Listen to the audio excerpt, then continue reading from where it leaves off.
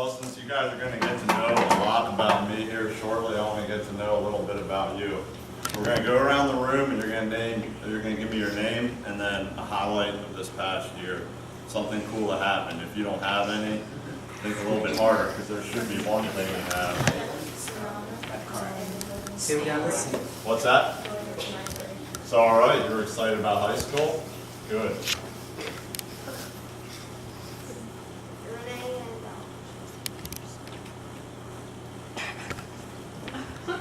Anything. Being here tonight counts. Yeah. Being here tonight. All right. Well, I'll ask you that same question at the end of the night. Andrew and it's December and there's still one. Yeah, that's definitely true. What do you? What?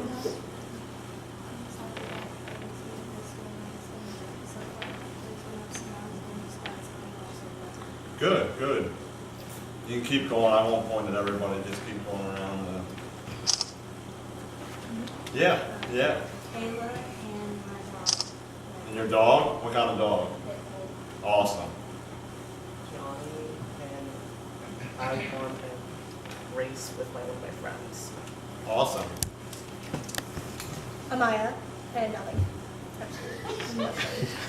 Nothing was the highlight. Not even being here with the elementary kids Wednesday night. They make me rip my hair out. Okay. Well, That's what happened. Oh, true. Nathan and going to New York City. okay. Jared, and today being almost 2 years, I've been coming to Crossfire. Awesome. Yeah, I heard your story. Congrats on that too. I'm Lily, and I guess meeting new people here throughout the year. Gail,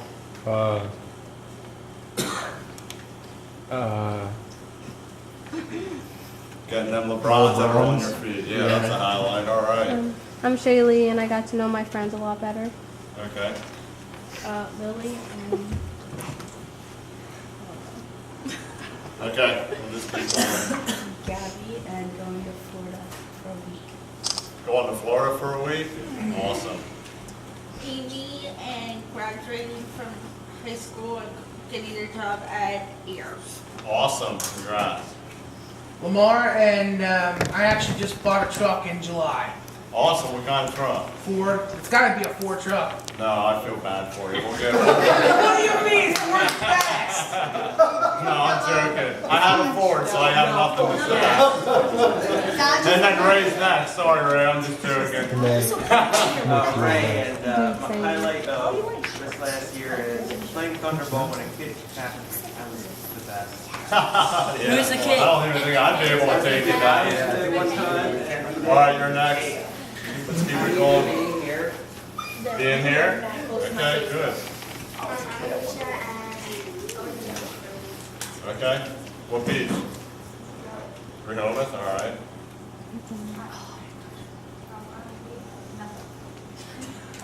Okay. Turning 21. All right. Michaela and another pretty good year. Okay. Good. I'm Hope, and I guess some of my good friends get married. Awesome. Sammy, and we got a new pastor this past year, and he's great and awesome. Good. Good. I'm Kayla. My highlight is my dad and stepmom recovering from their car accident. Or what? Recovering from their car accident. That's good news. Okay, cool. Kale. I'm Caleb, and going to Hershey Park with Jared. Oh, all right. Me. And I go. Alex. Did you get anything? Johnny. Okay. You win the prize. Get in your car? What kind of car? Hopefully it's not a Ford, right? Oh, come on. I'm Sarah, and getting my father license. Yeah, that's good.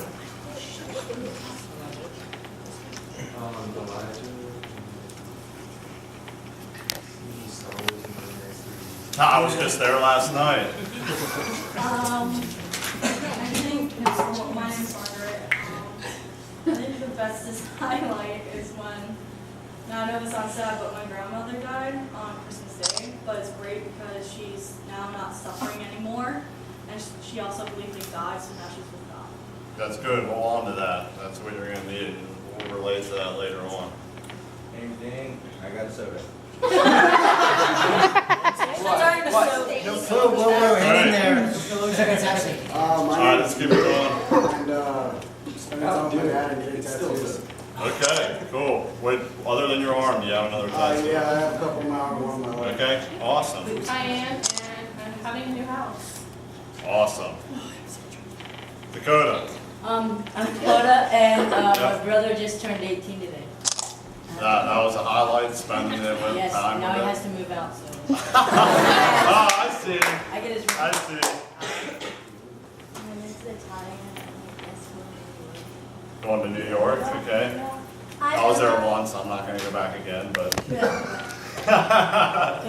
No, actually, I like Central Park, that's whatever the big park is there, that's a great park. I'm Emma, and I'm from New York. Oh. It was a Over joke. 50 years. 50 years, Ain't okay. nothing like it. Yeah, that's true. What part of New York? I shouldn't have told. Brooklyn, Queens. Okay, see, I wasn't at those parts. Maybe I would have liked them better. but- But it never sleeps. Yeah, that's Anything you true. want, anything you desire. Hey, hold on, Alan. Emma, I think we missed yours. I'm Emma, and I went to Niagara Falls. Okay. I'm Fraser, and I got a drone. You got what? A drone. A drone. Oh, a drum. Drone. They got flies in there. Gotcha. Okay, Justin. What breed are you get? Yeah, she ready. I'm Justin, and Christmas, my grandma's taking me on a cruise to the Bahamas. Oh, cool. So opening up the present was the highlight. That's cool. My name is Mark, and a couple months ago, me, Jim, and Dylan, and a couple other guys in here went up to a bus crash event. Okay. Dylan and... Okay.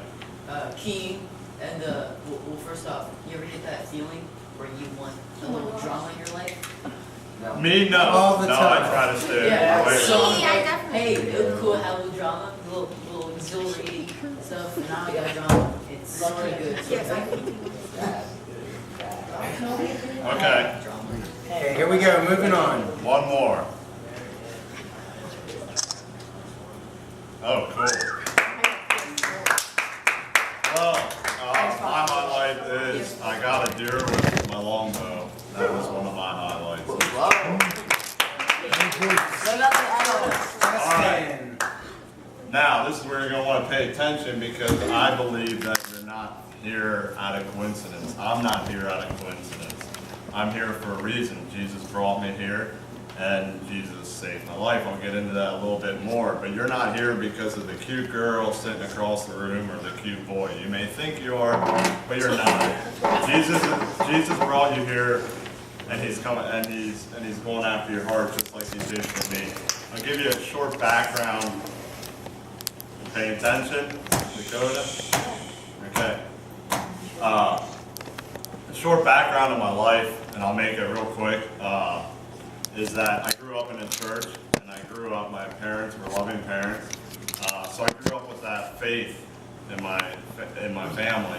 I seen it, every day. Went to church every Sunday, but the problem was I seen a list of do's and don'ts in my life, and let's face it, I was getting made fun of a lot in elementary school. So as I seen this list of do's and don'ts, I'm like, God, why would I ever follow you? You haven't done anything for me. You made me look like this. I don't like the person I see in the mirror. And I'm sure we all have had that feeling once or twice in our life where we get frustrated because some things aren't placed and, well, we're believers. Why would I want to follow you? So I started walking away from faith. I got involved in a lot of bad things, mostly because of the friends I was hanging around, and it involved drugs, alcohol, sex, parties, whatever you would want to throw out there. I'm not going to get into the details of that because that's not the point of why I'm here.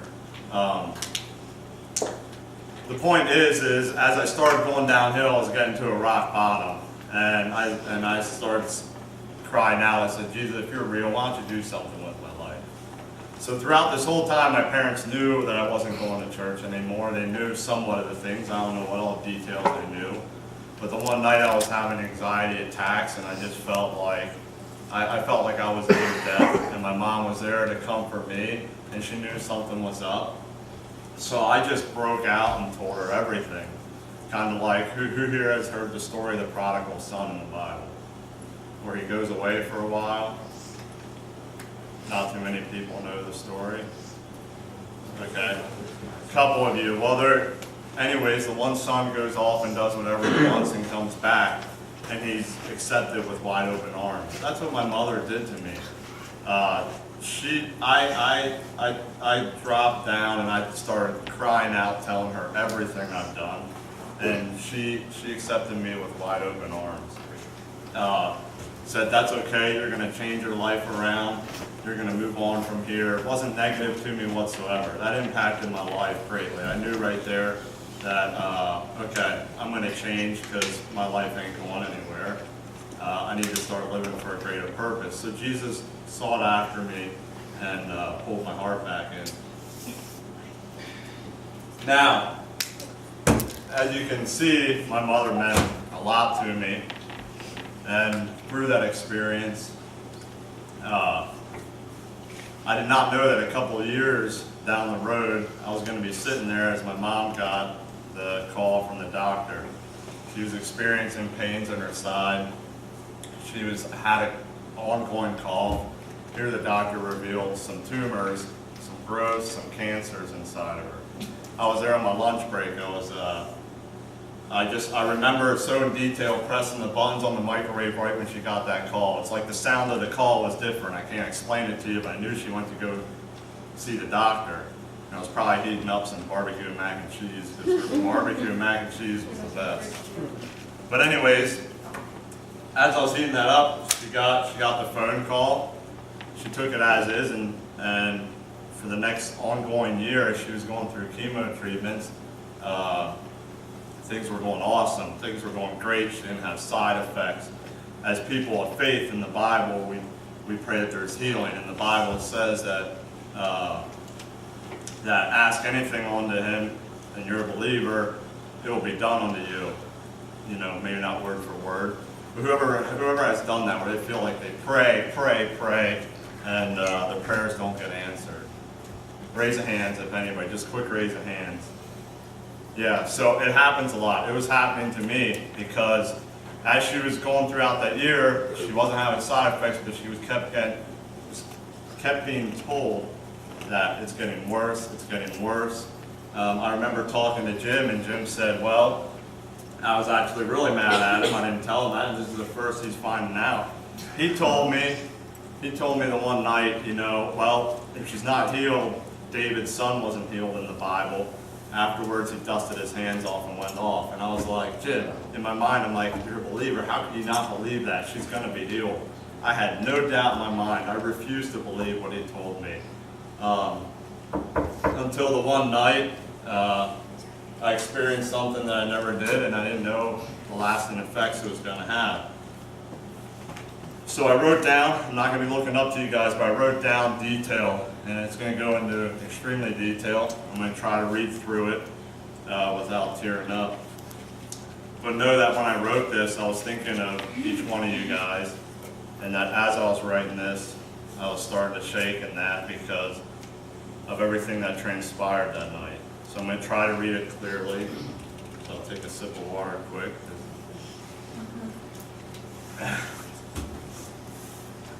I wish I could tell you guys that I remembered the drive to the hospital that cold Monday evening.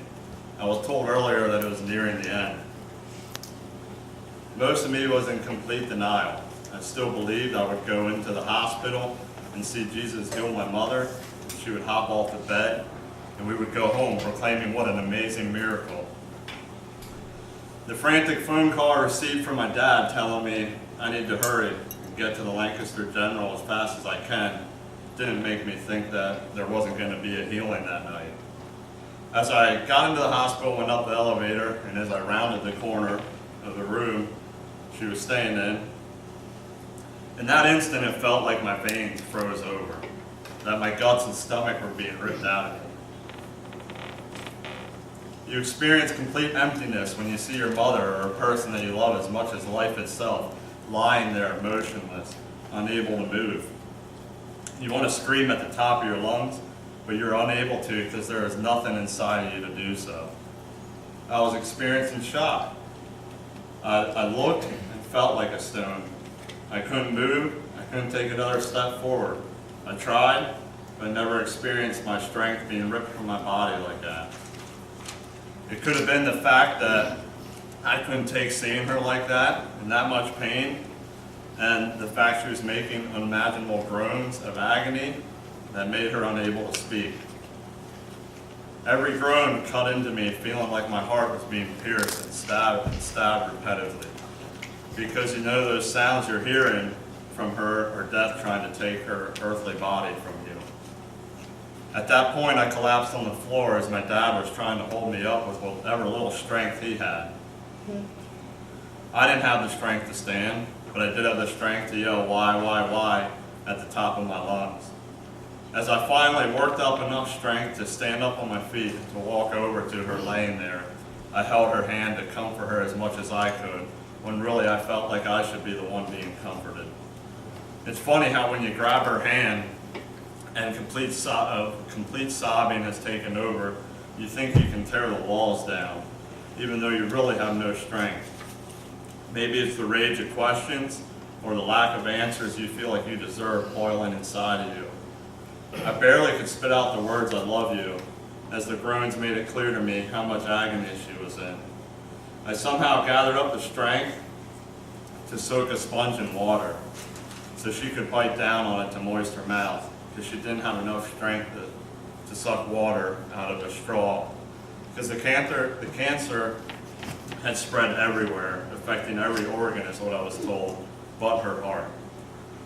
When you're not sure if it was actually reality or just a dream, I can't tell you what gave me the strength to do that the rest of the evening as other families arrived to say their goodbyes.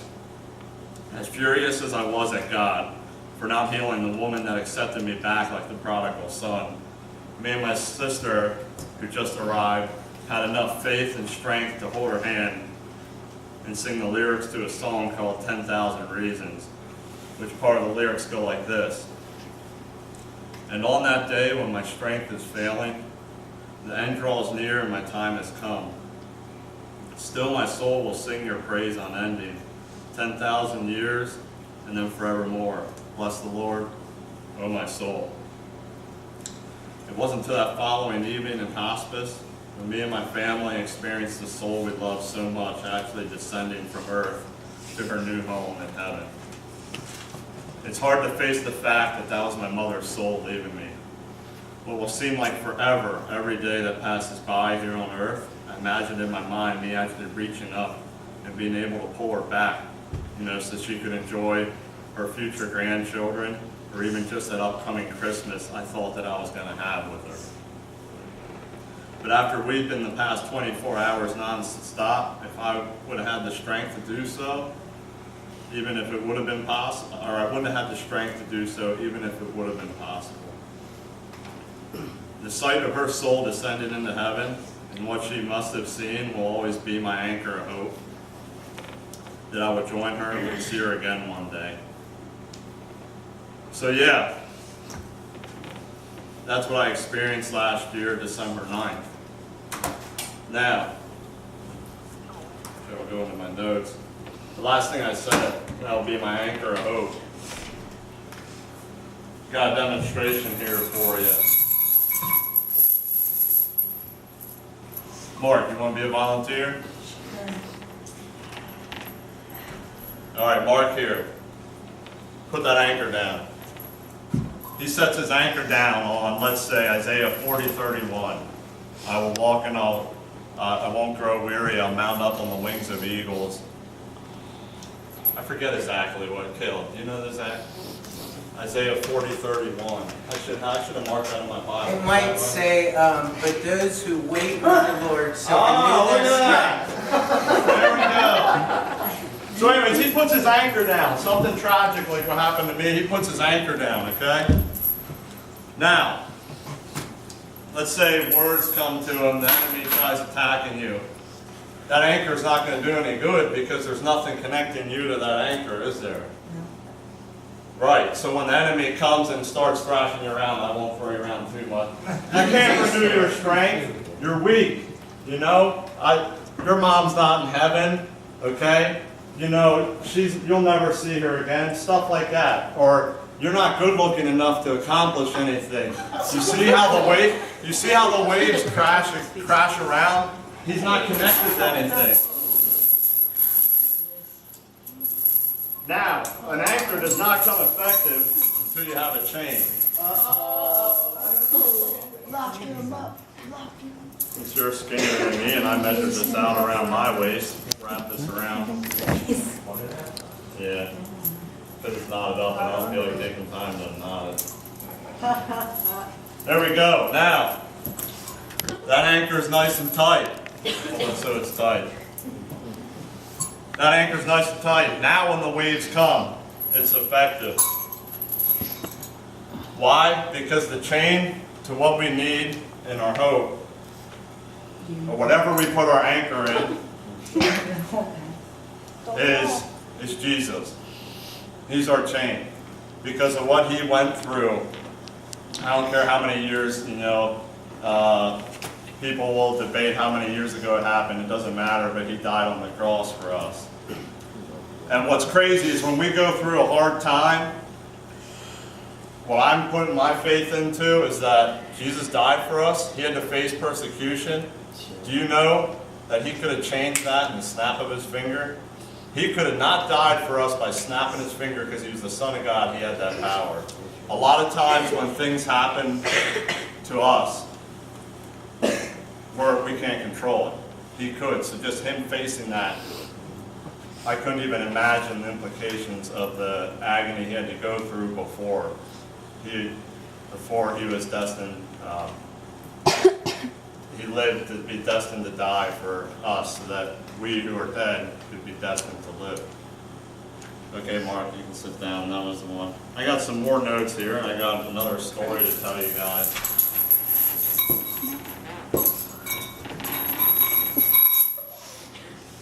You know what one of my favorite verses is in the Bible? Is then Jesus wept. It's also the shortest one. The reason that's my favorite verse is because right before it in John 11:33, it says Jesus, actually the story is with Lazarus, who's a good buddy of Jesus. Died a few days earlier. He was on his way to go visit him. And who were Martha, was that her name? Martha, I gotta check who the two, yeah, Magdalene and Martha. What, Mary and Magdalene and Martha. Yeah, were Lazarus' sisters. Jesus was late. Well, so they thought, but his timing's never late. The reason then Jesus wept is my favorite verse is in John 11:33. Jesus saw her weeping and the others wailing with her. A deep anger welled up upon him. So then Jesus wept. Right there, that shows you how much he cares about each and one of you guys here tonight. That when we go through times like that, when we go through, like I felt like my insides were being ripped out, like that there wasn't a light at the end of the tunnel, he was there with me. He was there crying with me and my sister. Every time I had to put that sponge of water to her mouth, he was there, whether I thought it or not. One note I have here is I don't think it's a coincidence that the cancer never touched or found its way to her heart, spiritually or physically. The one time when my dad was taking her to a cancer treatment, he asked her, "You ever wonder why this is happening?" I mean, I'm sure we all have that question a lot when we're going through a tough time. Why is this happening to me? Well, she responded with, no, why would I question him? His love runs for us deep for me. It runs deep for us. For me not to put my full trust in him. As I was reading in the Bible preparing for this, I did find a scripture that relates to that I want to share here.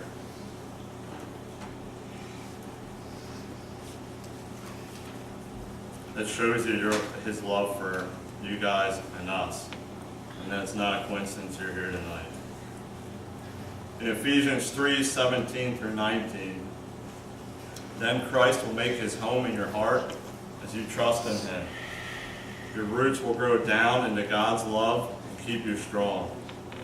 And may you have the power to understand, as all God's people should, how wide, how long, how high, and how deep his love is.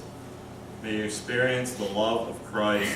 Though it is too great to understand fully, then you will be made complete with all the fullness of life and power that comes from God.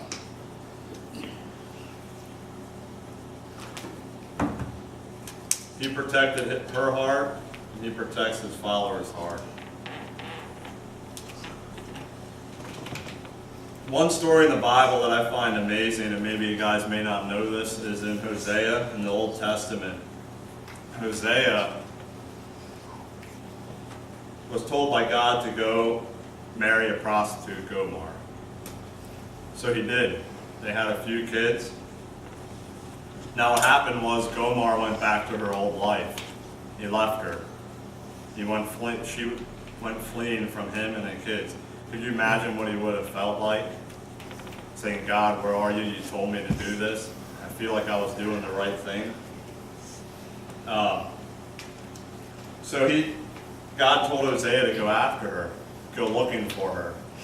Now, if she went back to her old life, you could only imagine where Hosea would have had to go to find Gomer in some pretty dirty parts, some pretty ugly parts of town. Well, he found her, and he actually had to buy her back because her body was being sold, just like what you would see at an auction if you go to a local auction. So he had to go buy her back. What's amazing about this story is that in Hebrew, Hosea means salvation, Gomer means completion. So that means God will come after you like he did to me years ago. It may not be tonight. I hope it's tonight for the new year coming up. I really do. That maybe there's some stuff you guys are dealing with that you feel your chest pounding, you know, that you need prayer for. We'll get to that a little later. But God did that for you. He went and searched for you guys just like he did for me. He said, okay, how much? How much to buy you back? I'll give you my son. I'll give you my son for him to die for you. It's a pretty hefty fee to pay for you guys. And to pay for me, to pay for my mom, for her to be in heaven right now. 1 Thessalonians 3:3 says, no one should be shaken by these afflictions, for you yourselves know that we are appointed to this. In the Bible, it warns us that the world hated him. So I'll admit sometimes it's hard. It's been hard for me because I've gone through a bunch of stuff, even leading up to that, after accepting and deciding to follow Jesus, that I can start to see that now, because it said if the world hated him first, the world might hate us also. But through Jesus, we are made with purpose and fulfillment. And I can tell you that from the experiences I've experienced, especially in the past year. He turns out the darkness, and even when death lost its sting, if you run towards him during your pain, that paralyzes you, like it does to me, he'll be waiting there with arms wide open. What's really crazy, if you guys are going through tough times, and we all have fears. I have fears. One of them was even coming up and speaking to you tonight. I was pushing it off for a while because I felt like I just wasn't ready, like I didn't want to share. I didn't want to share my hurts. I was afraid that I wouldn't sound good enough, you know, like a professional speaker. But one thing that was brought to my attention that made me realize to just go towards what you may think is scaring you is, does anybody here know how lions hunt?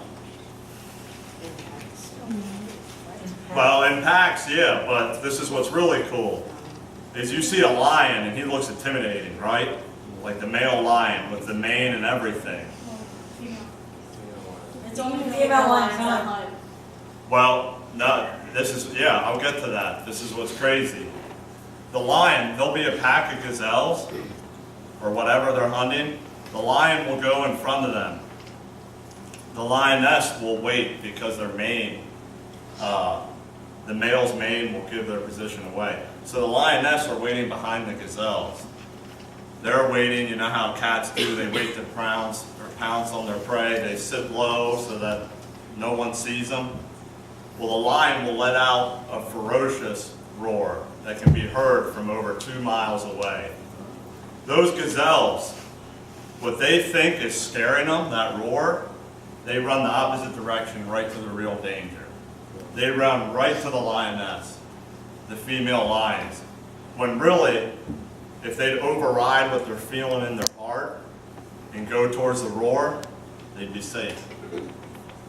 But if they turn around and go to the lioness, which is the enemy just waiting behind you.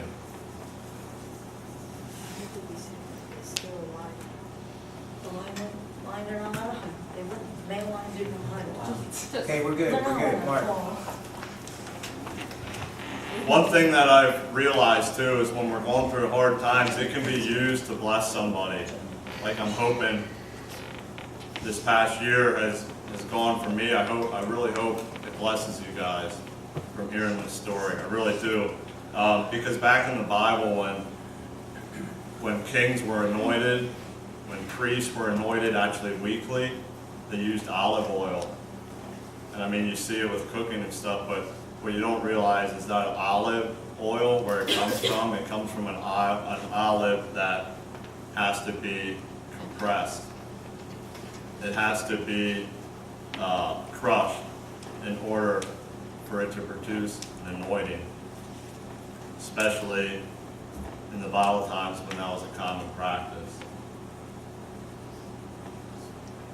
Also, what is reinsurance is Psalms 34:18 says, "The Lord is close to the brokenhearted.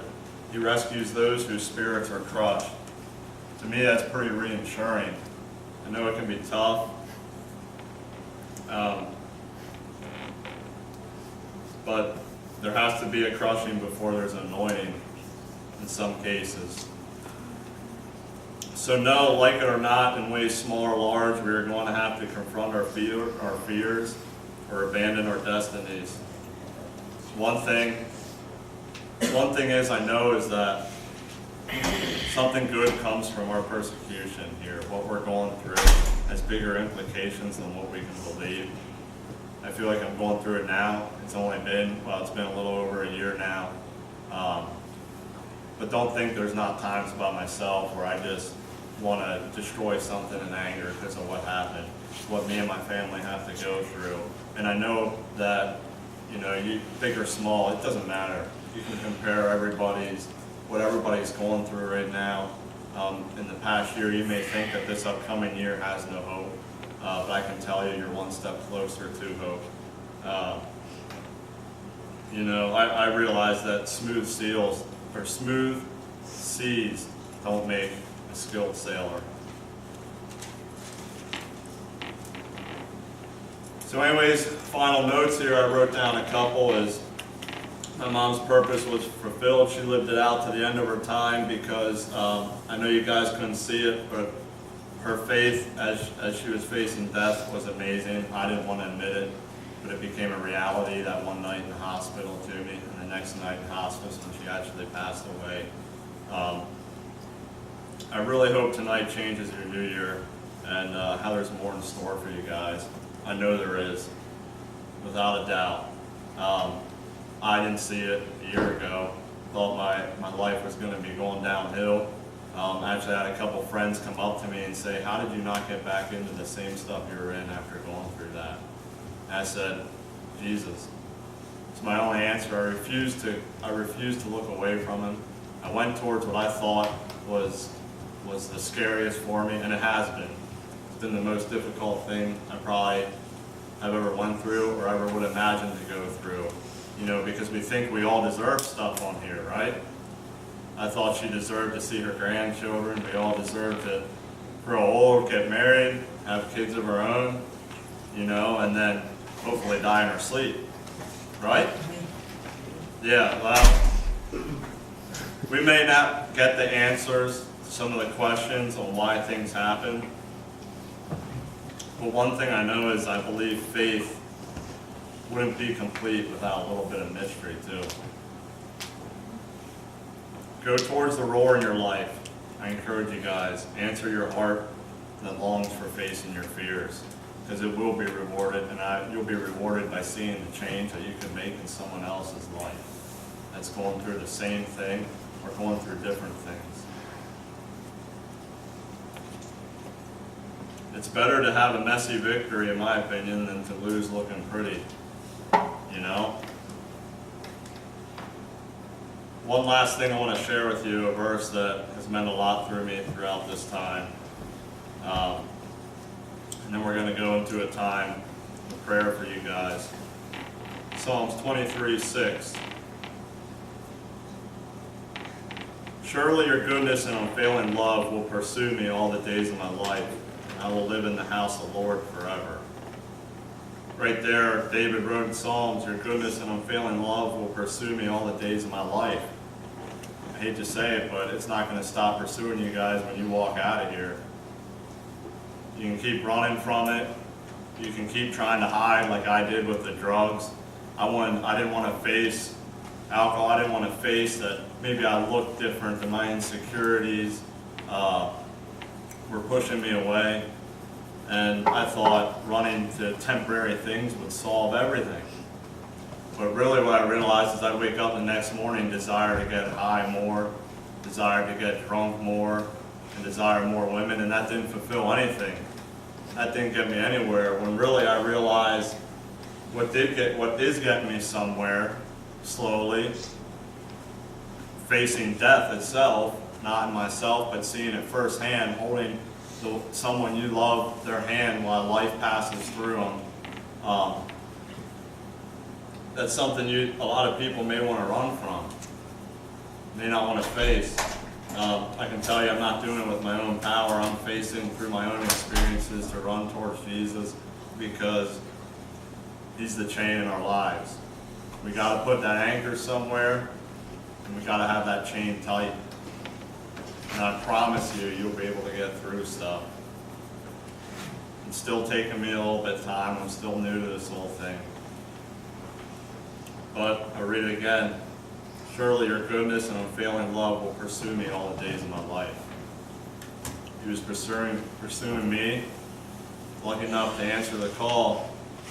We're not guaranteed anything either. And I know I've heard plenty of people say that when I was in high school too, sitting there and saying this guy up front doesn't know anything. He ain't going through a hard time. He doesn't understand what I'm going through. Right? We always want to compare apples to apples, or apples to oranges, however you want to say it. So what I'm going to do is actually play, we're going to put on a playlist of worship, and I have a playlist of worship songs here. And you know, I encourage you, if you're feeling like God's really answering, you want this new year to be different for you, like I said in the beginning, there's a reason you guys are sitting here right now. And whether you want to keep running, or whether you want to keep answering, or whether you want to answer the call, that's up to you. But I'm going to play some music here. We have Jim, me, Caleb, any of the leaders here, Bill, Cindy. I know Dave would even love praying for you. We're going to play some music here, and you guys are going through a rough time and want this year to be different. Want to encounter Jesus tonight. I feel like He wants to encounter some of you, and that He's actually going to enter in this room, and you're going to feel something different. I encourage you guys to do so. You know, don't worry about what your friend may think across the room.